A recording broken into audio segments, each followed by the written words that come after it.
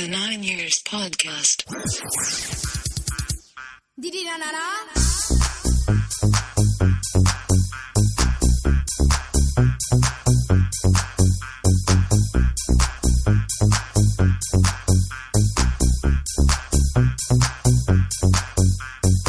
All right, everybody, welcome to episode 13 of the 9 Years Podcast, the AFC Wimbledon audio fanzine that arrives in your inbox every Thursday and makes every Thursday feel like a Saturday night. My name is Nick Draper, joined once again by Stuart Deakins, and today is the 22nd of October 2015. We thank you very much for joining us on the number one AFC Wimbledon podcast. Remember, we are available on iTunes, YouTube and Podomatic.com. So however you are listening, we thank you for doing so and ask you too, if you do enjoy the show and aren't just listening because you've now better to do, spread the love to your friends, relatives, acquaintances, post-men or post-women, hairdressers, teachers, pets or parole officers, and let them know how they can also become a part of the UK's second favourite podcast, a podcast that AFC Wimbledon chairman Eric Samuelson has described as listenable. This week, Stu and I will be discussing the recent BBC Price of Football survey, last week's results in the upcoming York game and FA Cup draw. Stu will also have another crack at our new game. And Stu, I know you're very excited about this week's show. Yeah, I can't wait, Nick. I can't wait. Yeah, well, hello to everybody, by the way. Hope you're all well. Yeah, I can't wait, Nick. To be fair, I loved it last week, and I'm looking forward to having a chance of winning an elusive programme from you. Yes, the programme which does cost £3 English. Pretty much part of the course for League Two, looking at the statistics, but we'll come on to that in a little bit. Before we do, I would like to just say, Stu, as you know, and some of our listeners will also know, I am a victim of South West trains on my daily commute into work, travelling through Wimbledon. But as frustrating as my experiences are with delays and short-form trains and all the other things that South West trains can't seem to get right, I do have something else that I find more irritating on the platforms of Wimbledon Station at the moment than the trains themselves. Do you want to know what that is? Is it people who maybe text while they walk? Well, I'll tell you, Stu, it's people who text while they walk. Well, I just said that, didn't I? Very, very irritating. It's getting to the point now where I will punch someone in the back of the head. Okay?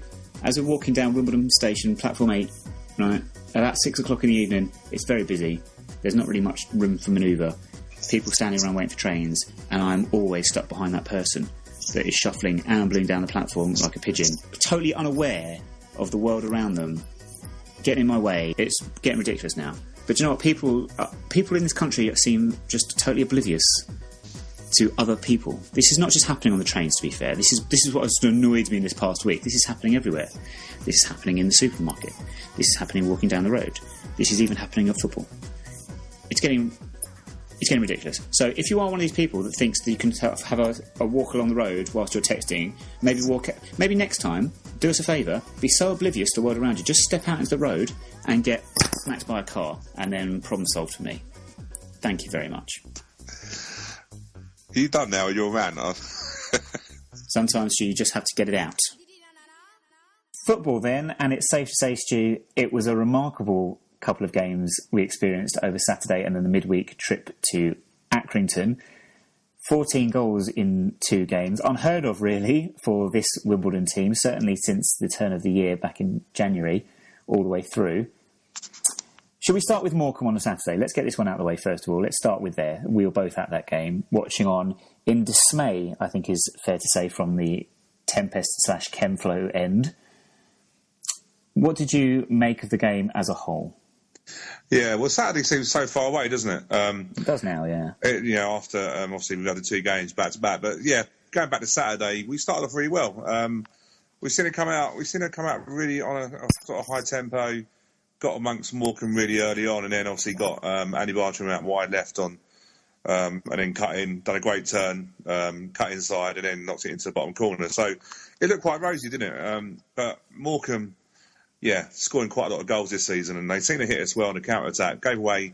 We didn't defend well Saturday. I think it's quite obvious to say. The first goal was a bit of a mix-up between Robinson trying to clear it and then Shemi getting caught in, dangling the foot, and then giving away the penalty.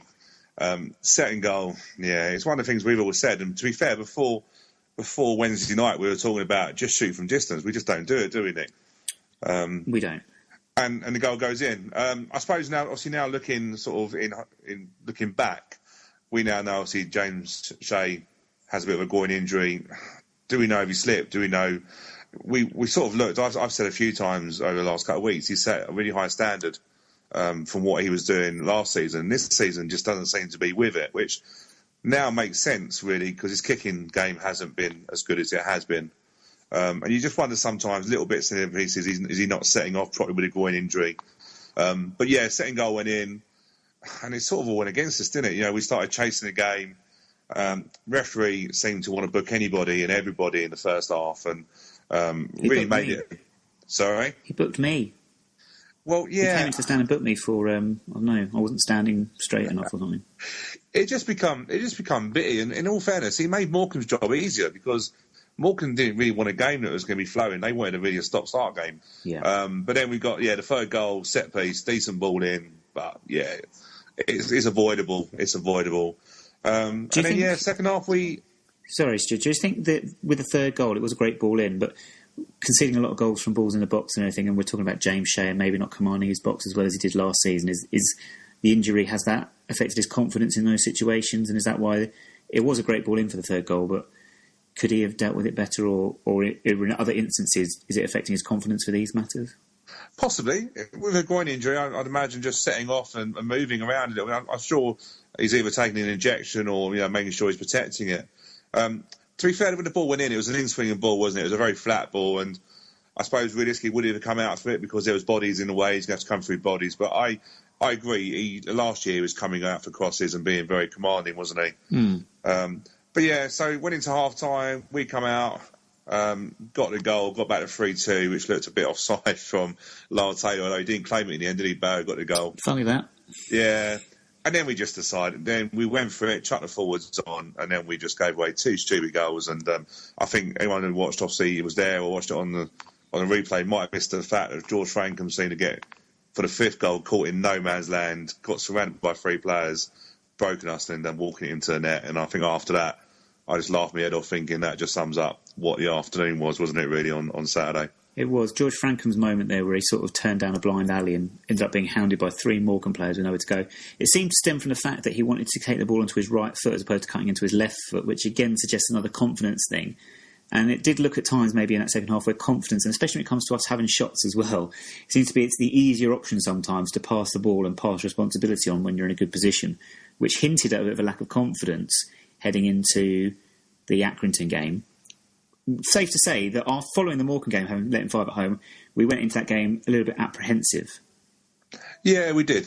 And it's probably a good opportunity. We've been joined by James Whittaker, who's from up in York. Hi, James, and welcome to the podcast. Cheers, thanks for having me. No problem at all. So James is joining us on the phone. So Nick and I couldn't make last night. Tuesday night. Tuesday night. Of course, Tuesday night. Forgive me. It's been a long week, hasn't it? So, yeah, we couldn't get up there. It was Accrington's got bad memories. I couldn't face it again. But James, and along with... not too sure how many people were there. James, can you remember how many was there last night? Probably over 100. All gathered in that away end that we all sort of quite accustomed to for who's travelled up there. And it was. I think you both touched on it. It was such an apprehensive sort of evening. Certainly, I don't think any Dons fans travelling up there were expecting what we got eventually. So how did it? So obviously. On Tuesday night, I remember I got in late actually, and I saw 2 goals. And I'm thinking Billy Key, dangerous when he was at Burton. Did they come out all guns blazing against us, or was it just defensively let us down again? To be honest with you guys, the whole from the offset, Accrington were sort of on the front foot. They were the home side in the playoffs, and they'd had some good results. I think they'd just lost to Plymouth. I forget, but. The first 5-10 minutes, I mean, head in hand, I was very close to the dugout, actually, where Neil Ardley and our bench was. And the goals, if you've managed to see them, and if you haven't, please watch them. The defending was it was, from what you guys, because I wasn't at the Morecambe game, but I saw the goals. It was sort of, here we go again. I think the first one was a case of our Mr. Semi Ajay or something. Yeah, he was in the centre of defence alongside Mr. Robinson, and I think there was a bit of switching off. Maybe they were going for offside, but for after 10 minutes, 2-0 down. I mean, the bench. Neil Ardley himself, I thought he was going to pull his hair out. He was absolutely livid, shouting his head off, swearing, going absolutely mental. It was interesting, wasn't it? Because I've seen the goals back, and we'll go through obviously the recovery in that. But I did notice after, I think it was after Danny Bourman equalised, and Neil Cox was the one shouting out, and Neil Ardley was on the arms crossed, as if like, what is going on here? This is just like not what we come here to do. Yeah, he'd had enough.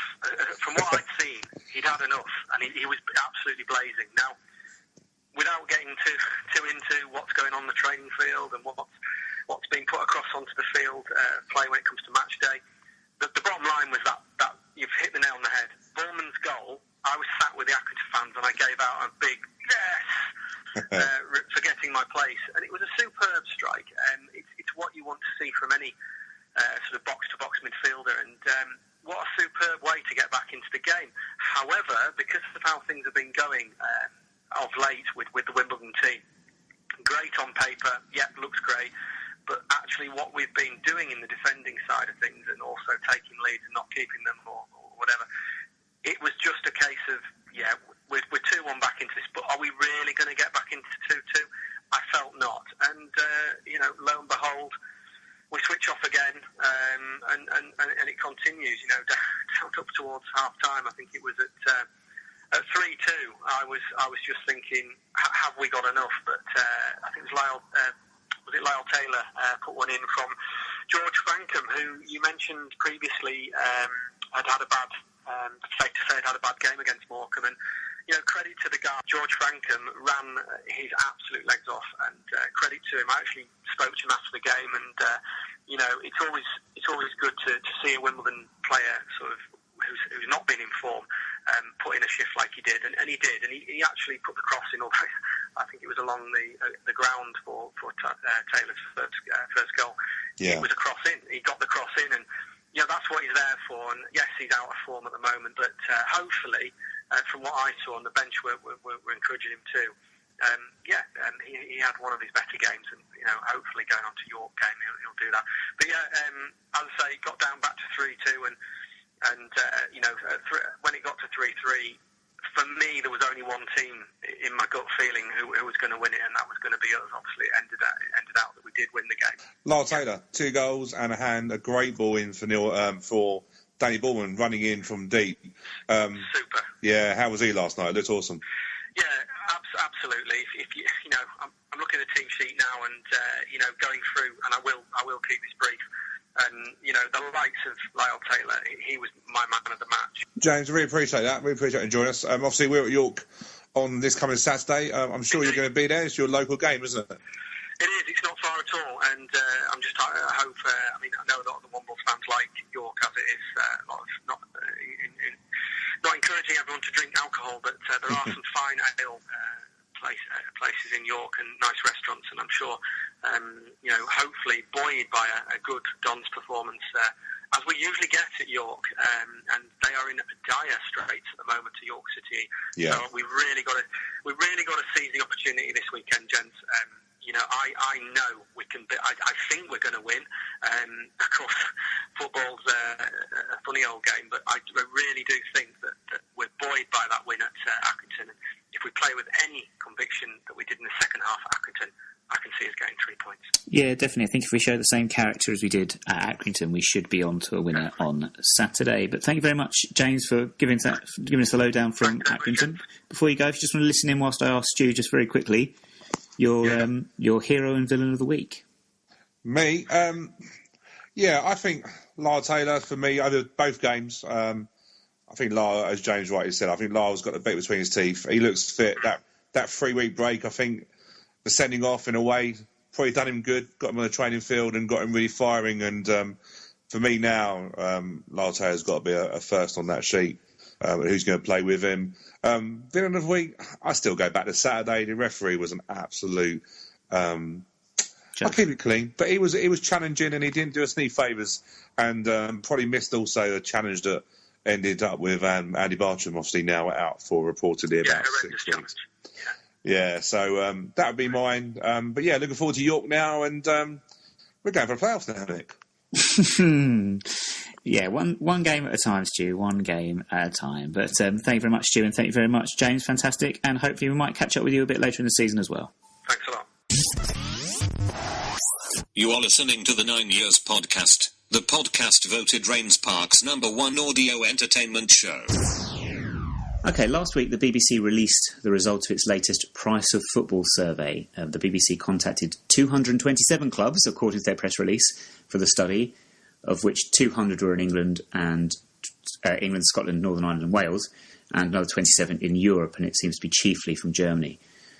Swansea declined to take part. They were the only club in the English Football League system that did so, but I understand that it was due to the lack of internet in that part of Wales. They haven't quite got there yet. And also they gave part of the responsibility to John Joe Shelby to deliver the survey, which is always a mistake. Lots of people thought he could do the job. Once again, he failed to do it when it really mattered. Nevertheless, he still managed to get in the England squad. Anyway, all ticket prices that they have researched referred to an adult ticket when bought individually, not part of like a family package or anything like that. And they talked about matchday ticket prices that were referred to as the highest and lowest available on the day of a game, as opposed to before a long time in advance, for instance. However, we're not sure about that one. They also looked at things like cost of pies, cost of cup of tea, cost of programme, and cost of replica kit. The overall finding of the report was that the price of watching football in the UK has fallen this season, which I know, if you're anything like me, I found that hard to believe, with price freezes or reductions across all leagues. Yet it still remains that the cheapest season ticket in England's top 5 leagues, which is at Eastleigh, who are currently in the Conference, or the National League, as we still have to call it, at £120, is still more expensive than the cheapest season ticket available to watch Bayern Munich, who I am told are quite a big deal in world football at the moment, and a team that I've been told I should be keeping my eye on of the coming seasons. Question is, for fans of AFC Wimbledon and obviously other fans of League Two, is watching football too expensive these days, and are we getting value for money? Now, Stu, I'm looking at the results of the survey right now. I'm going to start with ticket prices for away fans, and in League Two, the parameters, it seems like the cheapest ticket you can get is £16, most expensive is £24. Does that, in one word, is that too much for League Two football? Do you know what? I think there should be a ceiling on all divisions. League Two, I think I'm looking at some of the prices, and as much as £24. And to get into Exeter, of all places, now anyone's been at Exeter, £24 to even stand behind that terrace. I imagine it's the seats, but the seats are similar to Luton. You can't sit down in the seats. So I don't want to pay no more than £20. I don't really think in this day and age we should have to when you knock on the price of getting there. So no, I applaud clubs that are doing the early bird, the match day early bird tickets, which is knocking £2 off. I applaud them. Although interestingly, we're not one of them, Nick. We are not. If you look at our match day prices, we do apparently do the cheapest away ticket for £16. And to be honest with you, I'd be shocked if we even attempted to charge anything more than that for the view from the John Smith stands. You could even argue £16 is pushing our luck a little bit, and over £20. But no, it is funny. I've not heard of us knocking off prices for the buying in advance of the match day or anything like that, which is interesting. I also note that as a home fan, now we both have season tickets, so I'm totally out of kilter with what people are expected to pay on a match day. I get asked very regularly, how much does it cost to get in? And my simple answer is, I don't know, because I don't have to bother.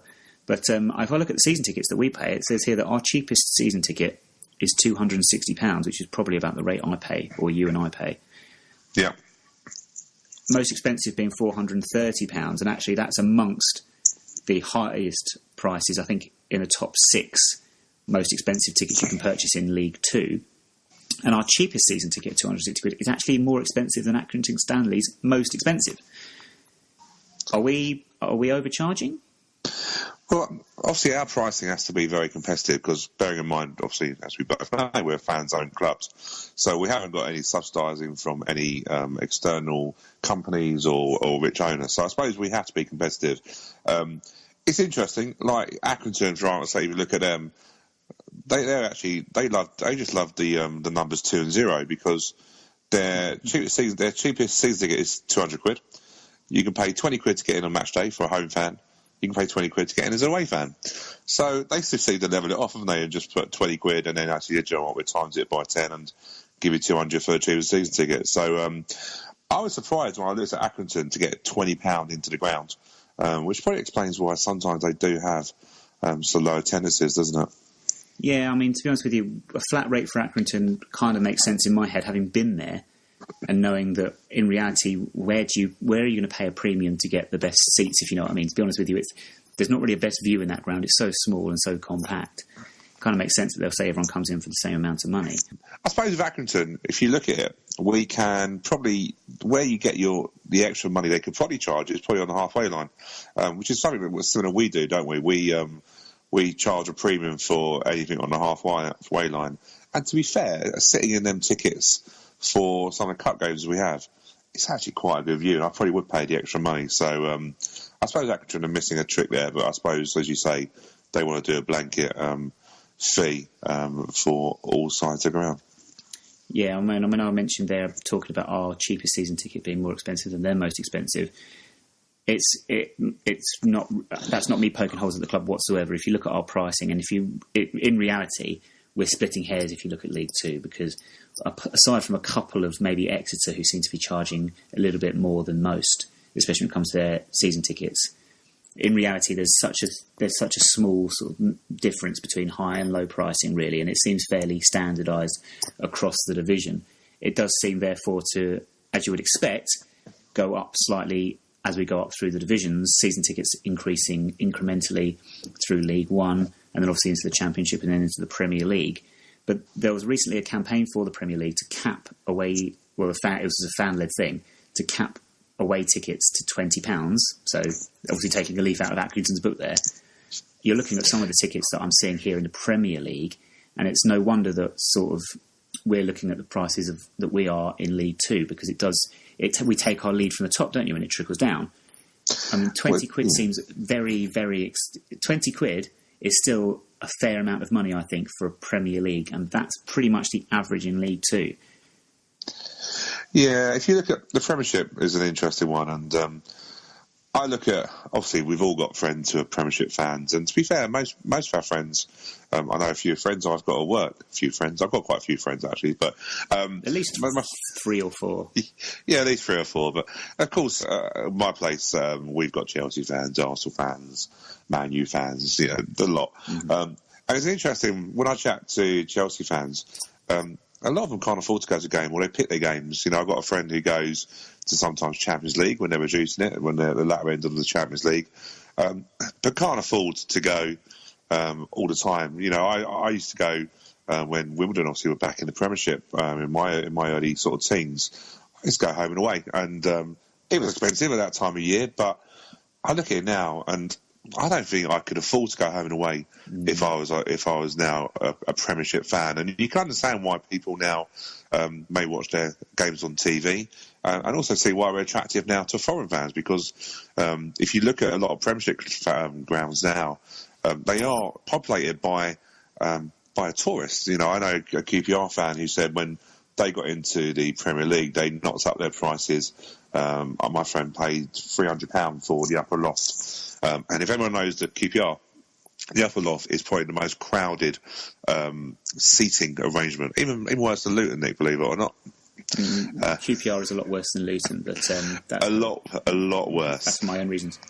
But when he went to the Premiership the first time, his ticket went up from £300 to £600. Wow! Overnight. And what he did say to me was he noticed there was a lot of sort of Asian fans, and I mean that by like China, Japanese, who would come over and would do the half and half scarf, and they would happily pay whatever it was to watch a Premiership game, and he wasn't too disappointed when they got relegated. So I don't think the Premiership pricing suits the average fan in this country, and I think it's disgraceful that the new TV deal that's been done, which is going to create clubs, you can finish bottom of the Premiership next season and be raking in about £90 million. How you can't reward your average fan and loyal fan with a cheaper season ticket or cheaper ticket is beyond me. Yeah, there's my rant over Premiership football. Eh? Who needs it? Well, no, I'll tell you what, though, I totally agree. That was going to be my next point. You look at the amount of millions that are coming into the Premier League clubs now due to TV deals and things like that. And actually, you look at ticket prices and you say, clubs at our level, then I would probably say are a bit stuck, whatever they do, because Premier League, absolutely, I cannot see a reason why they cannot lower their admission prices because of the TV deal. But then the same problem will exist then for Football League clubs. The amount of money that TV, even if the Premier League did reduce their ticket prices, the amount of money that is going into their pockets because of TV means that they will still be earning ridiculous sums of money, spending ridiculous sums of money, and then that money is not trickling down. So clubs at the lower level are being forced to pay more money because players that can't get into the Premier League or the Championship because of the money available to bring in stars from overseas and what have you, they come further down the pyramid. They make higher demands in terms of wages and signing on fees and things like that. And clubs think, well, the only way we can manage to stay competitive is to get money in wherever we can find it. And naturally, their first port of call will be the loyal fans who will spend the money. Let's be honest with you, it's not going to be, when I reduce my spending on watching Wimbledon, it's not the money that's going into my club that's being affected, it's the away games where the money's not going to be getting into the opposition clubs. Yeah, I agree, and I think it's one of the, it sort of leads in nicely to the matchday early bird, because that's something that's come in. Now we are, realistically, we don't have a problem with selling season tickets or getting a crowd in. We can do that. 9 times out of 10, we can get plus, I would say, what we're looking at, 3,000 Wimbledon fans in. If you count the season ticket holders who maybe don't turn up and then resell their ticket. But away fans, actually, we don't offer a matchday early bird, which I suppose is interesting because on it, 12 clubs out of 24 do. So half of the Football League Division 2 offer a matchday early bird. That basically is in the £2. If you buy a ticket beforehand, you will get a £2 discount, which over a season, if you do all the away games, is a nice little saving. I suppose we don't do it because actually really we don't have a lot of room for away fans. I suppose if we had, if you look at Oxford, places like that, I suppose actually they've got enough for 2,000, 3,000, 4,000 away fans. So if they did a discount on that for, say, at Luton, I can imagine them raking that in. So I can see why they do that. We don't, and I can see why we don't. But it's something that's coming in. I like it. Just actually looking at that, there's also season ticket early birds. I also notice we don't do that now either, do we? Oh, do we not? Do you know what? I'll be honest with you. I sort of get my season ticket renewal through the post every year, and I just tick the box that says "carry on as you are." I didn't even notice. No, and it's interesting, and that's why these surveys are interesting in that. We don't do that. Well, obviously, we offer the £50 donation, which I fully understand, and I know a few fans do. I don't personally. I'll be truthful. I do put quite a bit of money. I say I put quite a bit of money. I feel that I spend quite a lot of money during the season. I don't really feel I need to do another £50, but I do spend heavily in the shop, and I sponsor. Did I tell you I sponsor Neil Cox's away kit? No, quick plug there. You've never mentioned it, Stu. But yeah, no. So I don't put the £50, but I do feel that I put in as much as I can to the club in other ways. But I looked at it, and it's something that 16 out of 24 league clubs do. Say 16. Plymouth didn't reply, apparently, to the survey about early birds, so for season tickets. But out of the clubs that don't do it, I was surprised to see Barnet, Cambridge, Leyton Orient, Mansfield, who should be attracting as many fans as they can, and Oxford don't do the season ticket early bird. It's interesting. Mansfield's an interesting one. This conversation can go on off in many directions. I'll put it back to the idea of spending at our club in a moment. Just because you mentioned Mansfield there, they seem to have a flat rate, according to this, for their season tickets. Now, I've mentioned Mansfield before, and to any Mansfield fans, I do apologise, but it's not the most enticing places to visit for a number of reasons, for home or away fans. Okay, £330 flat rate season ticket for them, which is interesting. I'm guessing that means it costs you the same to sit behind the goal in the front row as it does on the halfway line right at the top of their fancy two-tier stand. But that's actually more expensive. You can get a season ticket cheaper in the Premier League. Somewhere like Stoke, for instance, it's less than £300. Or comparable to Aston Villa as well, about the same price. And that's where it's interesting, isn't it? Because, as we said, Premiership clubs, on the one hand, Premiership clubs do charge a lot. Actually, for our sake, what we do, Fulham are very competitive. Advertising in Kingston, in Wimbledon, they advertise very well, and their season tickets are very competitively priced. So, I suppose for us, you have to be careful. You don't want to price yourself higher than a Premiership League club, or, as obviously now, Fulham are a Championship club. So you have to be careful. You can't. I think it's a business. I think we look every year, don't we, about how do we increase. We do a lot of good stuff for children and stuff like that in terms of encouraging them. But I think what's interesting about the survey. It's interesting to see who does what in terms of pricing early bird tickets, even going along to the programme. I looked at a programme. And it's all £3, although £2 for Carlisle. Yeah. And believe it or not, £1 Fleetwood Town charged for a programme. Blimey. That's the interesting one. I don't know if that was a misprint. I did double check it. I tried looking at their website, didn't say anything with that. But yeah, Mansfield, I find it amazing. We don't try and dig out clubs. We're very positive about League Two. It's a great league to be in. We'll dig out certain clubs in League Two. Of course, there's some good clubs. I hate Watford as well. Crawley, I didn't look at too much. Although I noticed they were in the, I think they were one of the cheapest for away tickets. But then that's not a surprise this year because Crawley obviously haven't got the rich people from... Where are they from? No one knows where they're from, do they? Sorry, no one knows. Say that. Sorry, they're all students, that's what I mean. No one knows where they're from, do they? But obviously Crawley needs to get as many people in as they can. But it was interesting. One thing I was going to actually chat, and we've touched on it earlier, was the away travel.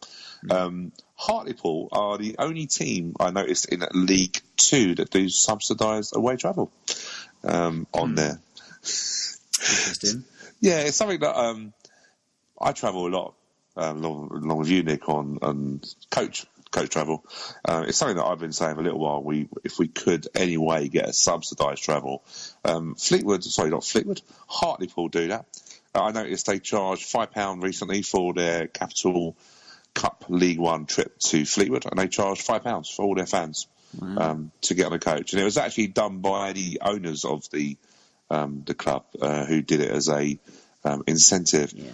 So, what I did look at, though, was just see whether there's anyone in League One done it, and I found 3 clubs do it in League One: Chesterfield, Southend and Wigan all do subsidised travel. So, something I'd love us to look at. I think, we need to get behind the team. We do travel in good numbers. I think we just need to attract, if we can, make it more attractive on the coach travel. We did a few years ago, and it's probably not. It's probably further along ago than I can remember now. But we had a flat rate for the coaches, which seemed to work really well for a good time. So you knew exactly what it was going to be. I think it stayed the same no matter where we were playing for a season or two. Then we changed it slightly to make. I think it was maybe £10 within a certain mileage and $15 for the longer away trips. Now it seems to be a bit of a law unto itself at the moment, but it does make a difference, certainly, in making sure we get those coaches full for away games, which we've struggled to do of late. I think it is, and in all fairness, we know Lawrence Lown very well, who does stewards, all the coaches, and does a lot of arranging. And I know from chatting to him that actual prices of coaches and travel and even getting drivers, etc., has increased heavily. So that's where the cost has come in. I just wonder whether the club at some point could look at, like you say, flat rates or even membership schemes, stuff to maybe just hook people in to make sure that the coaches are full. Not too full, because I don't too full for trips like to Hartlepool, because like a double seat, because it's a nightmare travelling, isn't it? It's a long journey to Hartlepool. I'm not sure I'll be repeating that one this season. We shall see.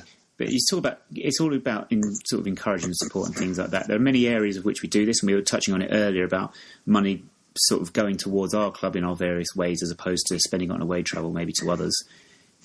The survey also looked at things, we touched on programmes, and obviously that seems to be pretty standard in League Two. cost of a pie, which was interesting because we didn't respond to that one, which is probably because we don't sell any pies, although we did once but didn't tell anyone. Price of a cup of tea. Price of replica kits. Now, this is an interesting one for me. I know you've looked at this. I must admit, I didn't pay any attention to this purely because I saw this more of a... You could argue that pies and cups of tea are more of an optional thing as well, but it's a fairly common staple for most football fans, especially in the winter months, that they'll get something like that at the ground. Replica kits are very hit and miss. It's not something that's a staple of supporting your club necessarily, as like ticket prices are, but it's still interesting to see what how clubs approach their merchandise.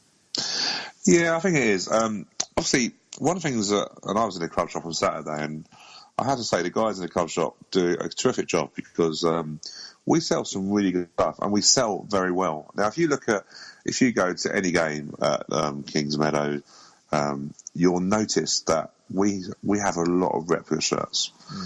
We sell. Now, it's one of our biggest incomes as well, isn't it? So we do, all the money that goes into the club, we obviously get a benefit of it. It feeds back into the budget and stuff like that.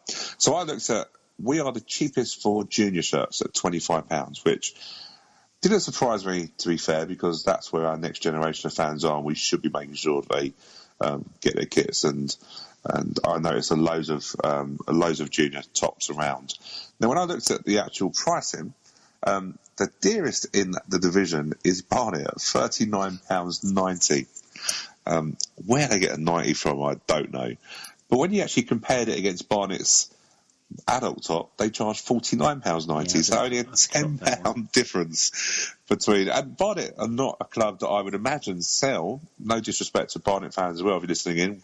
Hello, but I wouldn't say that they sell loads of tops. So yeah, the difference between them are just a mad. But obviously our home tops are £45.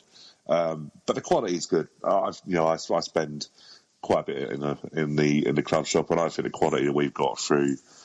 Who we got? I forgot who we got again.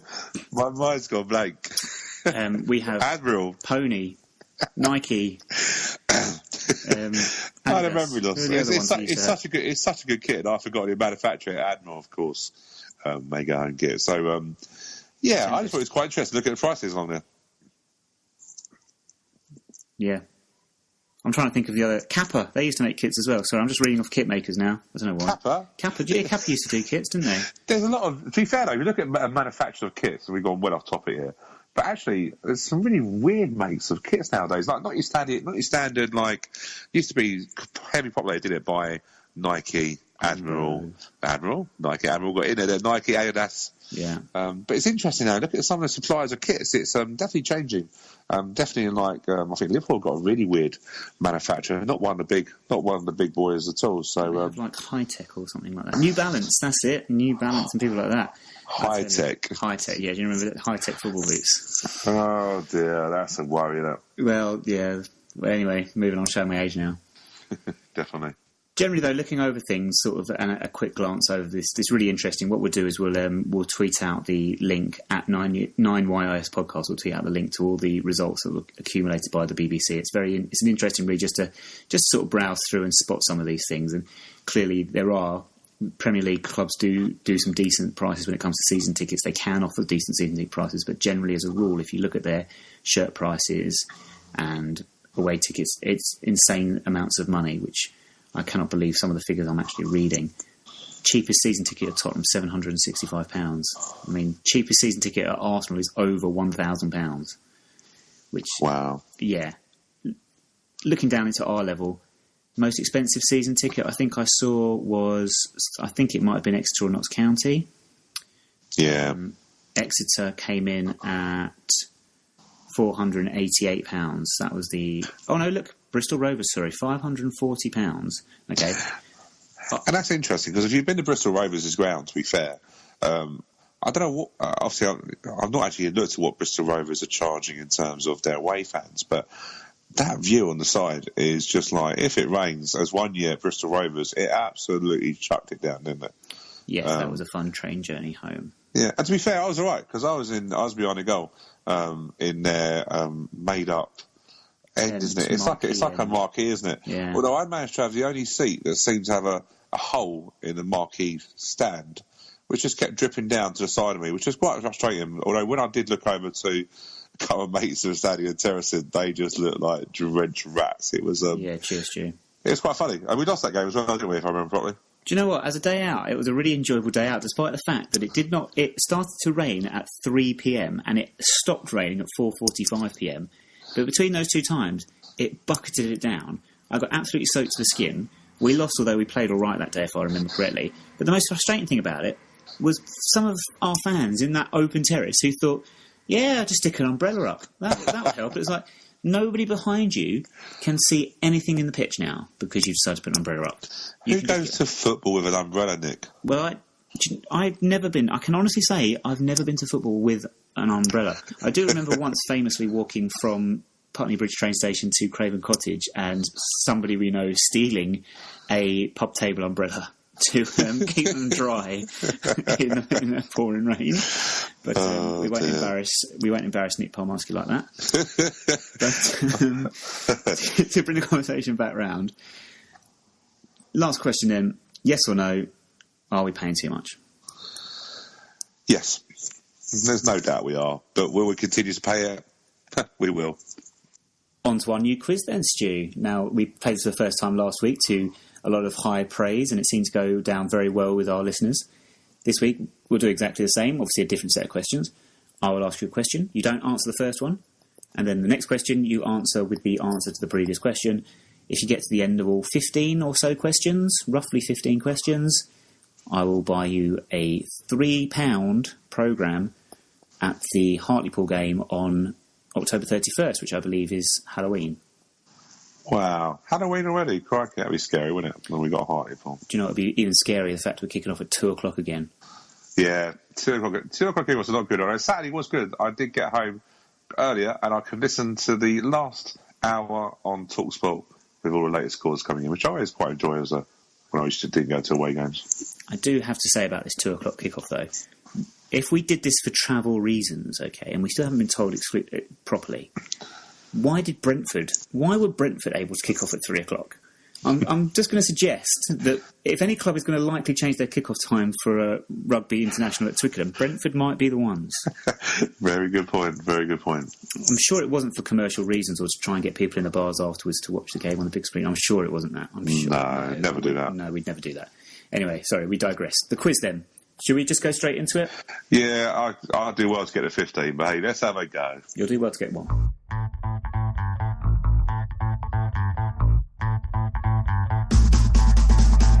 Question 1. What do the letters EXACTLY spell? Question 2. How many goals have Wimbledon scored from outside the box this season? Exactly. Surname of current Wimbledon assistant manager, Neil... None. What are Tottenham Hotspur more commonly referred to as? Cox. What do you get when you put the words small and club together? Spurs. What is the first name of new Sunderland manager Allardyce? Small club. Complete the name of the act that former Wimbledon left-back Michael MC Harvey used to belong to, the So What crew. Sam. Lewis FC's home ground is called the Dripping what? Solid. Surname of this former Wimbledon striker Efan? Pan. Our CCL opponents were called Chesington and what? Koku. Matt Everard was given the nickname of Captain what? Cook. Eric. Who is the current chairman of AFC Wimbledon? Caveman. What is the surname of former Wimbledon right-back Samuel? Samuelson. What is the first name of Wimbledon goalkeeping legend Guy? Do you know what? I don't know. I got confused on Samuelson.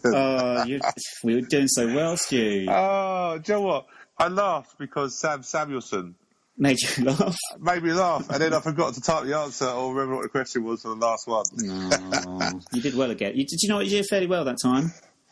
Yeah. You're getting closer, I think.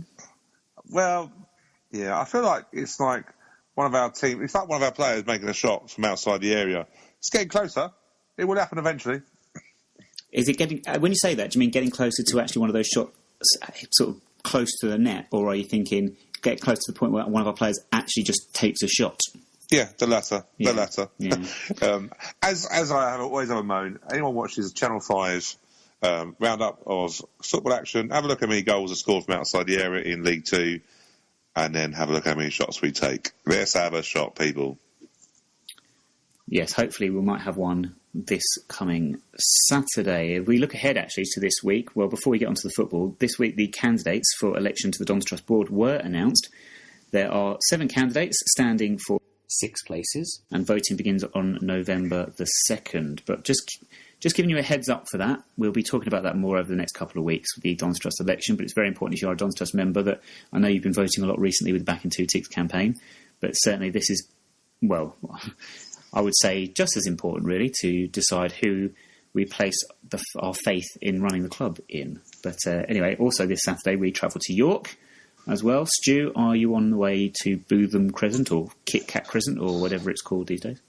Yeah, I will be. I was in 2 minds, actually, but I'm fortunate enough I'm going to go out with the Kit guys, Trev and Robin.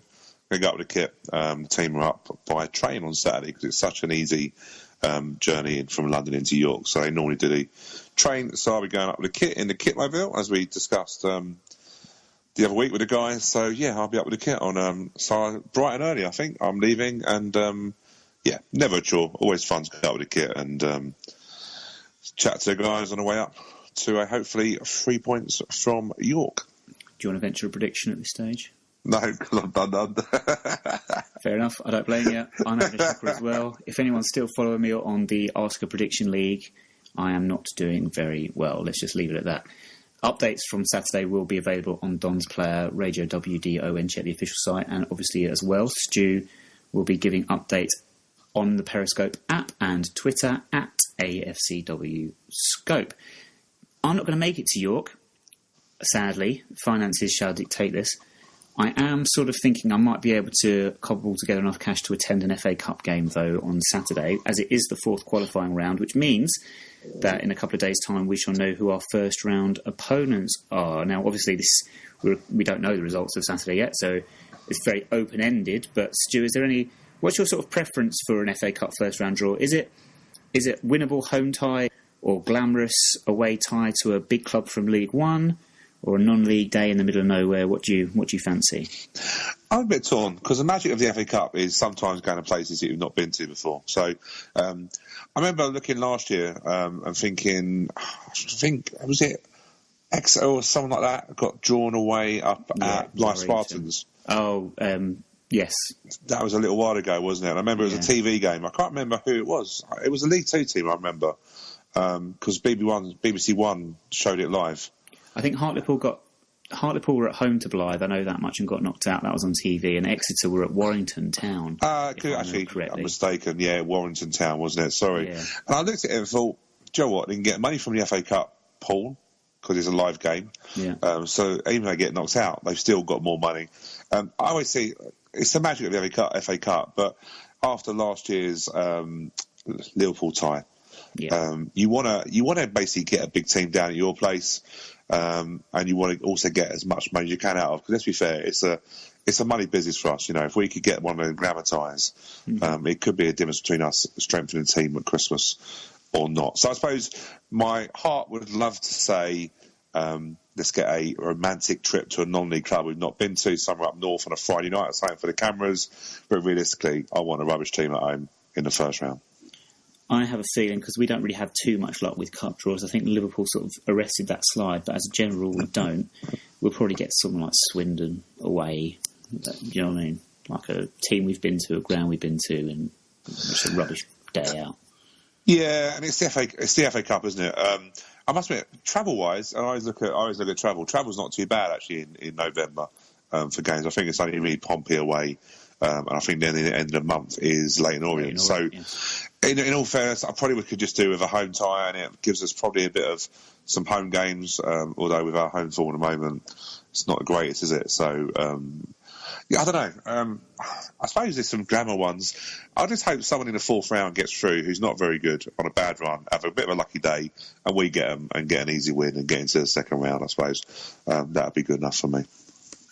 Sounds good. Right, thank you once again for listening. That does bring us to the end of today's show. Please spread the word, as I say. Like us on facebook.com/9YRS podcast and follow us on Twitter at 9YRS podcast. And remember, please subscribe to us on iTunes, and that way you get this show delivered to your inbox every Thursday. You don't have to go searching for us. You don't need to wait for us to say we're up. It will come automatically, and you can listen to it on your iPod or iPad or laptop or however you choose to listen. Next week, we're going to be joined by Sunderland chairman Ellis Short and Aston Villa chairman Randy Lerner, and ask them if sacking a manager makes any real difference to the fortunes of a football club that isn't expected to challenge for honours. We'll see you then.